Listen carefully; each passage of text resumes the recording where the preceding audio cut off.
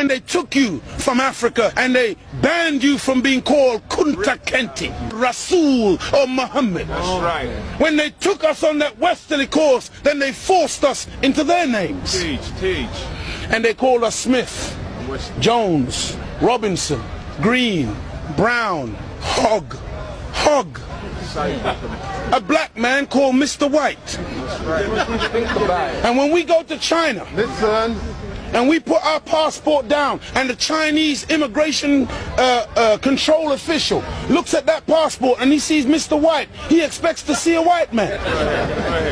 And when he sees the black man, he says, uh-oh, this man doesn't know who he is.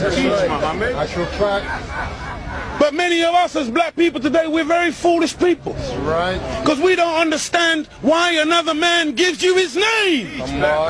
Because when he gives you his name, the giving of another's name denotes possession. It means he owns you. As long as you're walking in another man's name, he knows he owns you. You can talk as strong as you like. Yeah, I'm for black, yeah, Mrs. White. Yeah, they're laughing at you.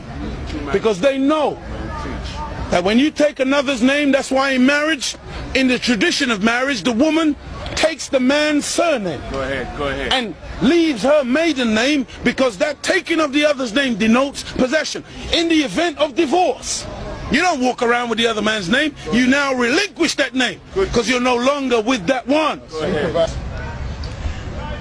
What brings about insecurity is when you have a false concept of yourself. And the false concept of self is white supremacy. They believe that they are better because they are white. And as a result, see, when a man has that kind of silly mentality, Hitler had the silly mentality that the white man, the Aryan, is superior. So then at the Olympics, Jesse Owens kicks up all the Aryans. Hitler is outraged. He's angry. The white man pushing white supremacy. That's why they would cut off our penis when they would lynch us. Penis envy. They're afraid of the black man because of our potency, because of our manliness. Because when you look at the black man, he's a real man. He's strong. So then they would have us as mandingos, fighting one another. That's why even today, they want to be the heavyweight champion of the world. They can't find a white man to do it. So they tried to turn a black man, Frank Bruno, into a white man. They called him the Great White Hope. They're desperate. We're not allowed to play golf. Why are we not allowed to play golf? Because we are inferior. We can't play the game. But let one black man into golf. Then all of a sudden there's a tiger in the woods. And he doesn't just play golf, he becomes the master. We're not allowed to play tennis. Let black people into tennis. We go straight to Wimbledon and win it in 1935. A black woman. Now Venus and Serena, they run out of opponents. They have to play each other. The white people cannot compete on an even playing field. They let us into athletics. You can't run like us. You let us into any field of endeavor, we dominate it. So they feel, and they become very afraid of anything that goes contrary. And so every time a black man stands up for black people, Martin Luther King, shot down. Malcolm X, shot down. Patrice Lumumba, shot down. Steve Biko, shot down. Everyone. Nelson Mandela, they locked him up for 27 years. We can count back 400 years of the most brutal treatment. Look, they took my name, my language, my culture. They killed my mother, my father, denied me religion, disallowed me to read or write for over 300 years. Reduced me to the level of an animal where they branded me on my chest, branded me on my buttocks with a branding iron. And they called me 3/5 of a human being in the American Constitution. Is that the act of a human being or the act of a devil? It's for you, you answer it. we're just calling white people names. No! We're just going on the basis of what we have experienced.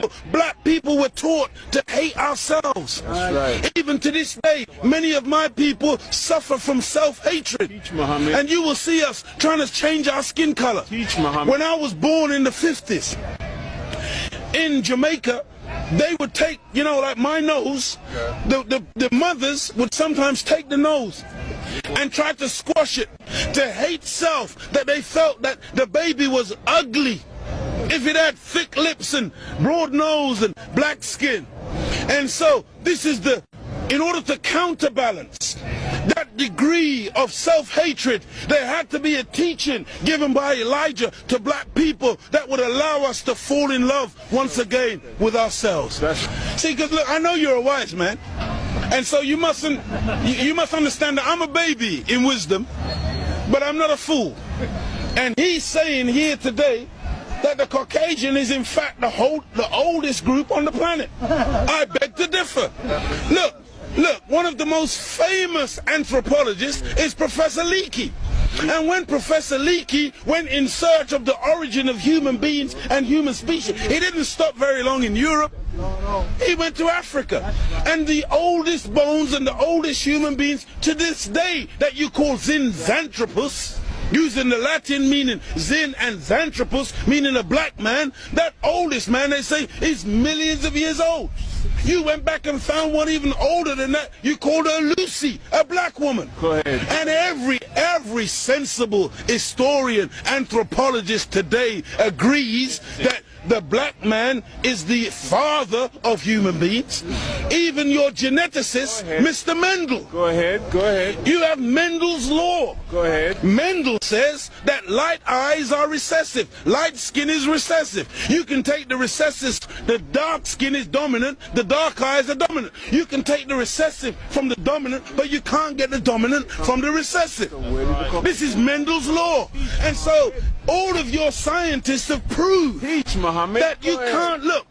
Black is not even a color. That's right. Black is the mother and father of all colors. And if you want a baby, even if the woman is a white woman, the baby has to come out of the triple darkness of her womb. And this is the origin of all life. Within the black, you have the whole color spectrum.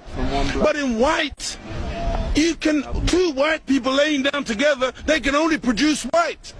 But two black people in darkest Africa can lay down together and produce albino with blonde hair and blue eyes. That's right. Teach, Muhammad. This happens all the time. And so we need to really get these facts correct today and understand that as gray as your hair is, you are listening to your father today. Teach, Muhammad. This is daddy talking. Teach. And we mustn't turn. No, this is true. I'm not mocking. The white man, he came into what he called a new world. Teach, Muhammad. And so all of a sudden you started to name things. Teach, Muhammad. So that's why you called it America, based on, what was his name? Amerigo Vespucci, a Caucasian. Africa. That's why you called it Africa, based on the European explorer called Africanus.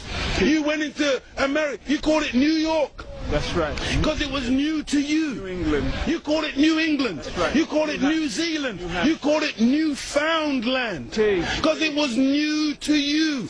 But to us, we were already there. That's why we're called aboriginals. From Ab, meaning abstracted from the Father. Muhammad. From God himself. Original, meaning the first. But you won't find Caucasian people calling themselves aboriginal anywhere on the planet. Because you're the new man, Paul Newman. From one blood came all human beings, but we produced you from us. Look at this. Even the word human, you've heard the term of a darker hue. Human, meaning a dark man. Human, a man of color. That's why the topsoil of the earth is called humus. It is the dark organic material that gives life to the earth. Teach. Whenever you take away the dark organic material or you denature it, you're left with white granulated sand. Teach. Desert. You want to see those of us who think that white something to glorify in. No. It's a psychological thing with white people where you want to find your place. And your scientists and your historians, they spend so much time asking the question, where do we come from? Because they are puzzled as to your origin. Look at the Chinese, look at the Asians, look at the black people. All of us got dark eyes. All of us got black hair. The only one on the planet who's got ginger hair, blonde hair, brown hair, grey hair, brunette. You are the one that's gone around the world making everything based on color. You were the one who went into Australia. You were the one who went into South Africa. You were the one who went into Asia and classified people and things based on color. So that's why this man, Yaqub, he wasn't a madman. He wasn't a mad scientist. He was a good scientist. And the Caucasian person is a person who is anti-nature. That's why when the sun comes out, I'm energized. Me and the sun, we got a relationship. I love the sun. I don't need no sunscreen. I don't get cancer from the sun. Me and the sun have got a good relationship. I love it and it loves me. But white people, you got to put sunblock on. You got to hide from the sun, because now you might get a little melanoma, part of me on you that